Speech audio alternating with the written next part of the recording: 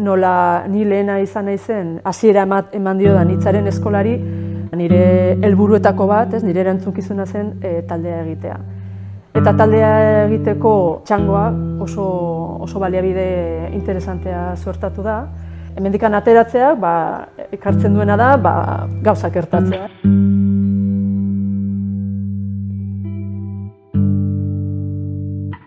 Argi nuena zen, nien naizela akademikoa,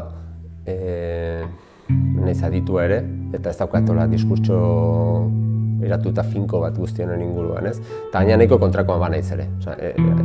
Igual urte gehiago pasa ditut artelekun eta horrelako tokietan, pixka bat horren kontra ere jotzeko gogoa sentitzen dudala askotan. Eta orduan komentatu nien, guk egingo duguna da aritu, lan egingo dugula. Eta orduan egin duguna da lan.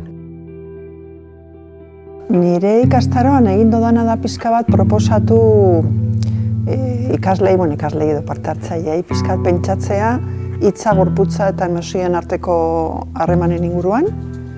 Beti ere ikuspegi feminista batetik, baina bai antropologiak ematen dizkigun hori erremintakin edo bitarteekin.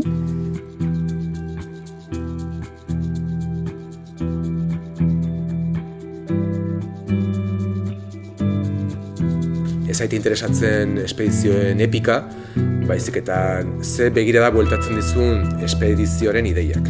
Eta interesgarria iruditzen zitzaidan ikustea ea eguneroko testuinguru batean lor genezaken begirada aldatzea. Eta espedizioen ideia hori egunerokotasunera ekartzea da. Nola irudikatzen dugun guk euskarazko hiztunon bat, zer da euskarazko hiztunona, eta zer da gaztelaniazko hiztunona, frantsesezko hiztunona, edo ingelesezko hiztunona.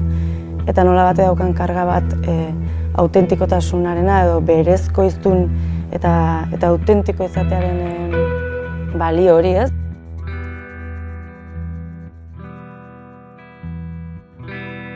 Hitza ez da gramatika hutsa eta are gehiago euskaldunak izanik, ez hor badago historia oso bat eta egitura sozial eta egitura psikologiko oso bat norberak darabilen hitza eta hizkuntzaren atzean.